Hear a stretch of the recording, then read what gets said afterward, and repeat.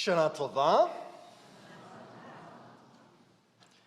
I know that the world feels like it's literally falling apart, but we're going to begin lightheartedly this morning.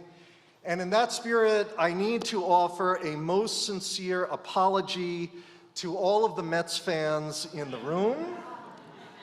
And I just want to say that this sermon was planned. You know, I'm rubbing the salt in the wounds. I didn't know that today was going to be such a decisive day for the team, so everybody offer up your prayers for the Mets, okay?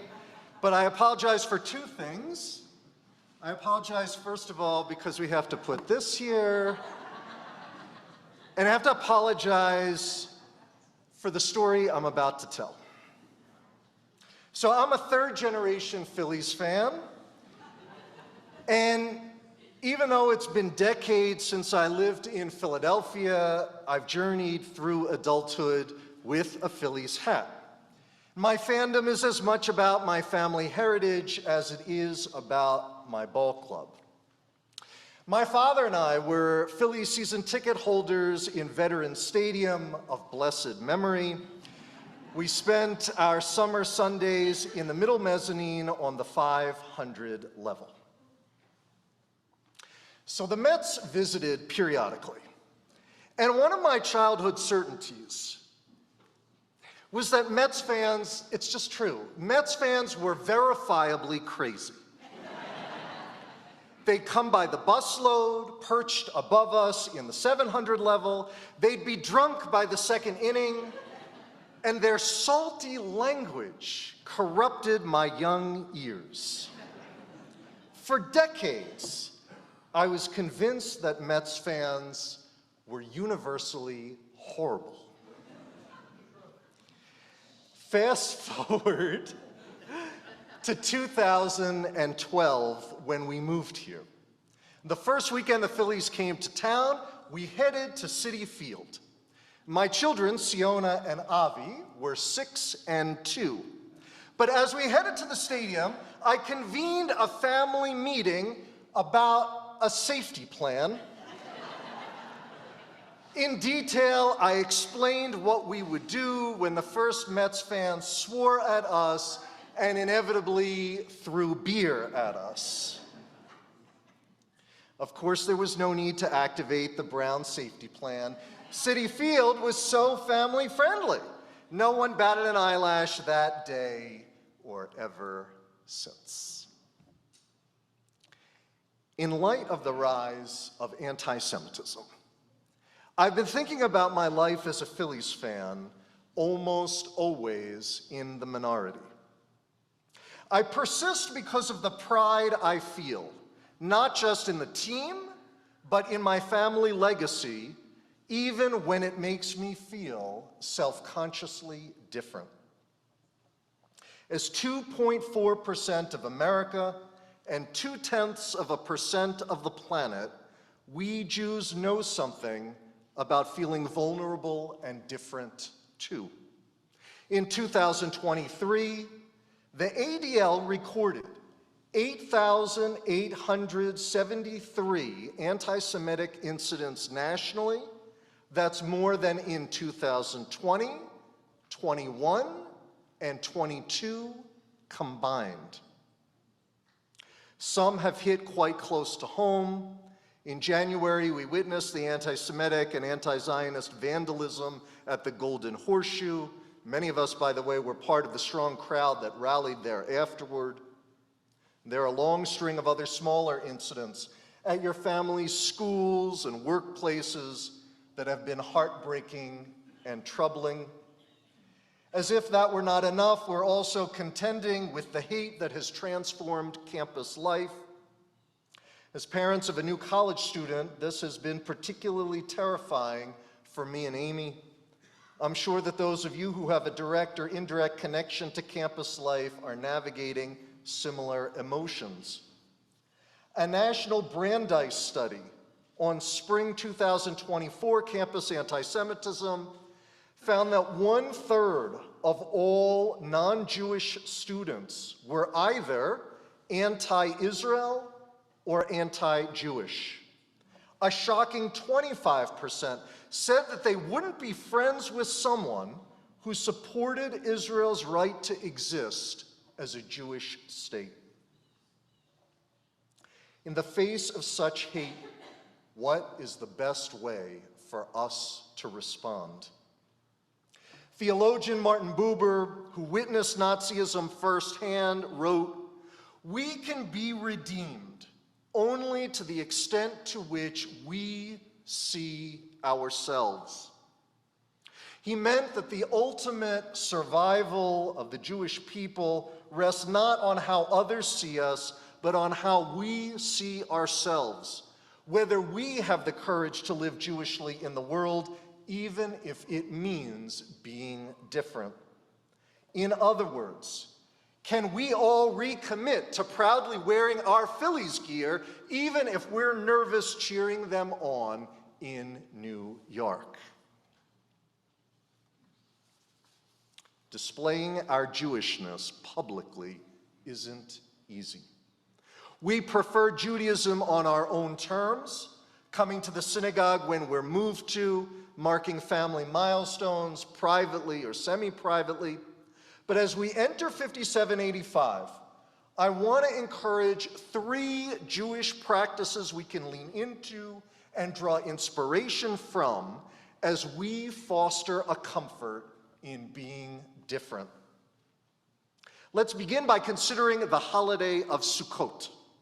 It's telling that the biblical author set the holiday just 4 days after Yom Kippur, as if to say, don't take even one step towards the new year without first brushing up against this week-long festival.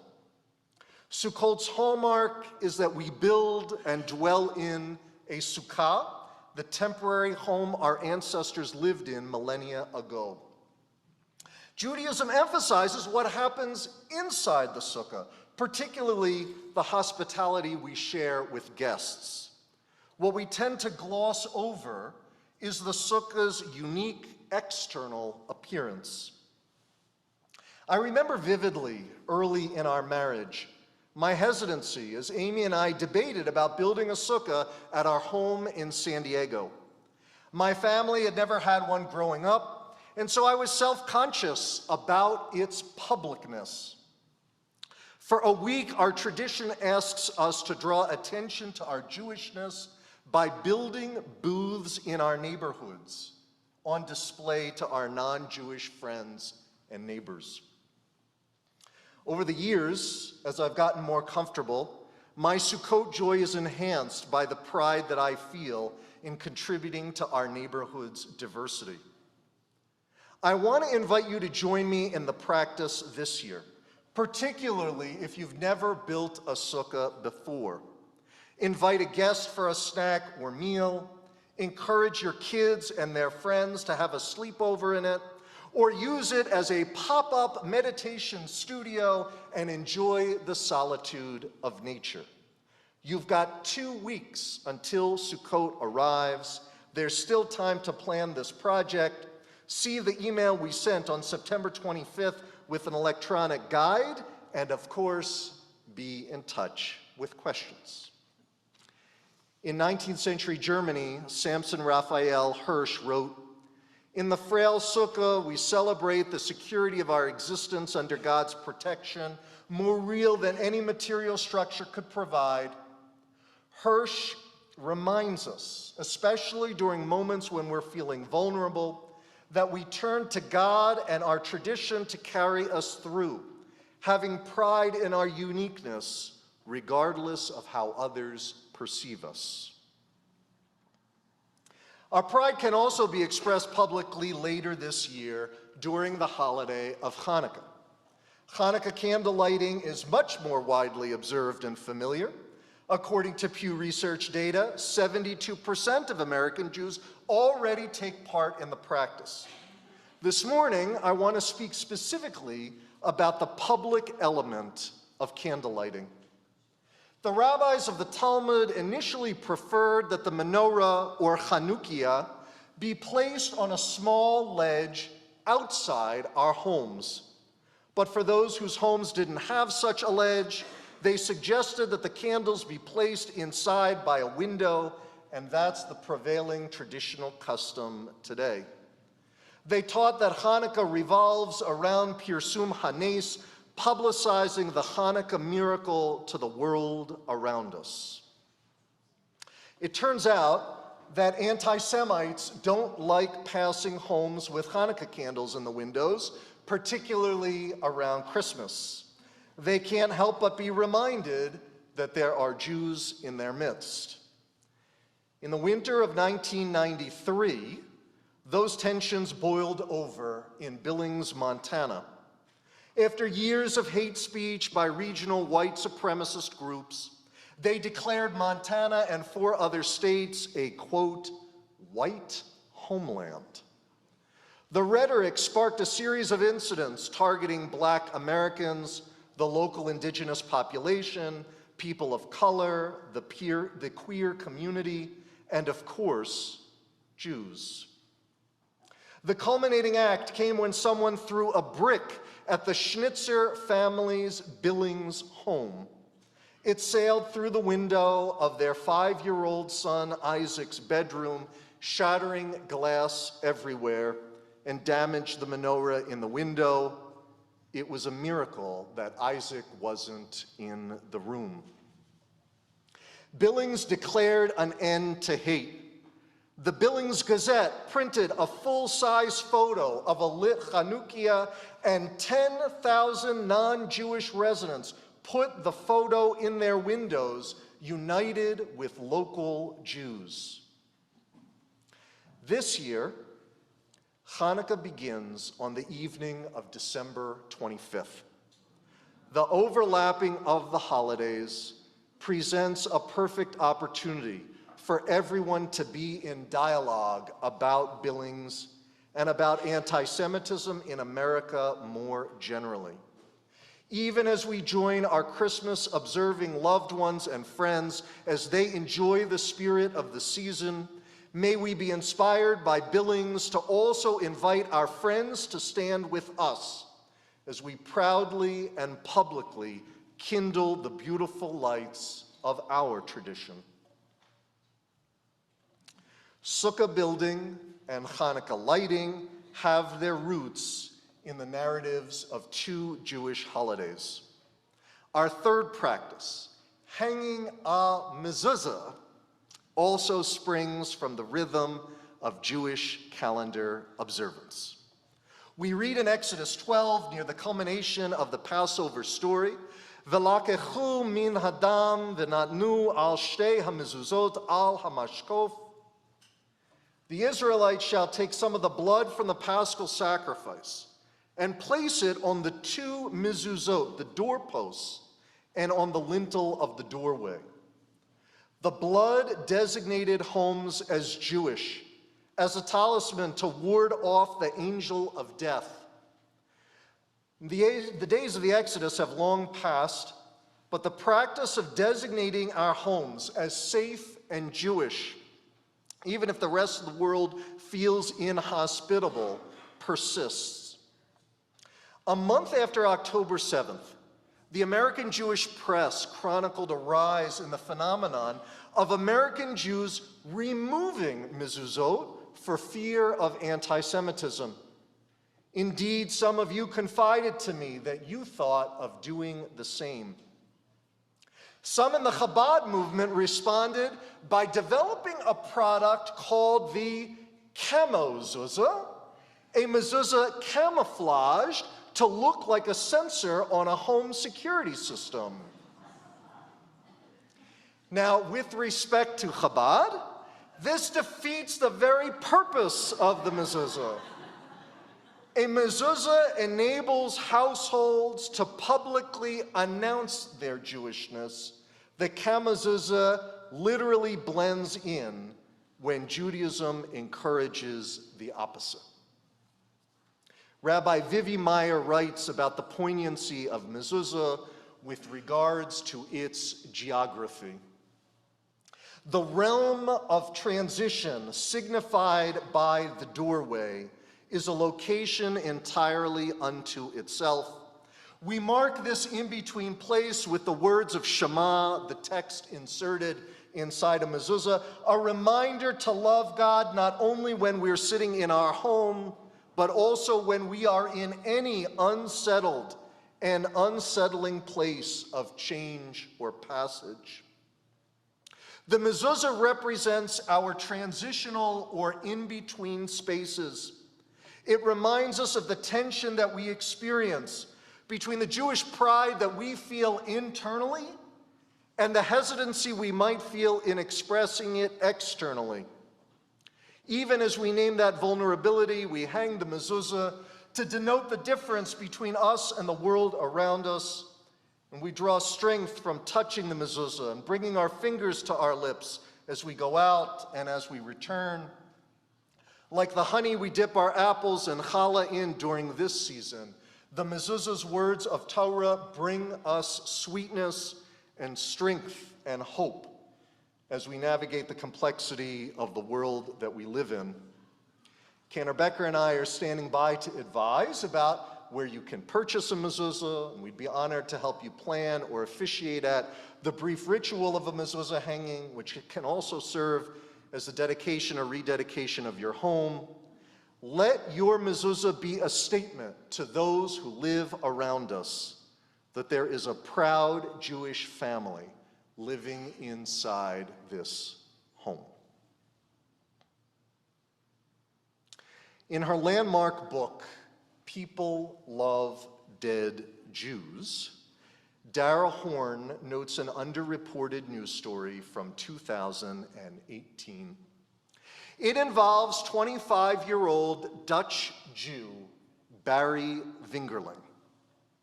He showed up for the first day of work with a kippah on, reflective of his commitment as an observant Jew. But his supervisor was caught off guard since Barry had not worn a yarmulke to his interview, and the supervisor advised that they had a strict policy banning religious clothing. Barry was invited to submit a written request, and in the meantime, he was permitted a baseball hat instead. Barry Vingerling was assured that management would respond to his request quickly, but it took 6 months of bureaucratic deliberation before his kippah was permitted. The most confounding thing is that Barry worked at the Anne Frank house in Amsterdam, the very place where Anne and her family had to hide themselves and their Jewishness, which today functions as a museum to preserve their story.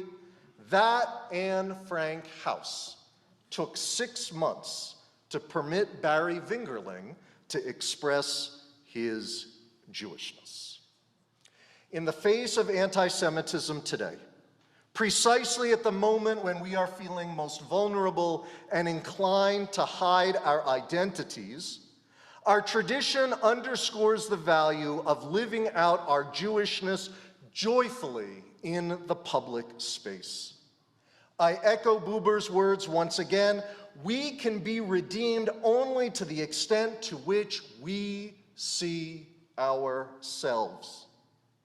Nothing about being Jewish in this present moment is easy. We are vulnerable on so many different levels. As we step into this new year, my prayer is that we remain strong. May we draw strength from the presence of one another, from so many loving allies outside our community, and may we draw confidence from the wisdom of our tradition through public-facing rituals like the building of the Sukkah, the Hanukkah candle lighting, a hanging of a mezuzah, maybe even rooting for an unpopular sports team, because precisely because we have long understood that our survival depends on the pride we feel about ourselves rather than the hate so many aim towards us. Am Yisrael Chai, the Jewish people lives, not by being distracted by the self-consciousness of difference, but by loving who we are and recommitting to living a proud and public-facing Jewish life. May we find that courage joyfully in this new year ahead. Ken Yehi Ratzon, may this be God's will.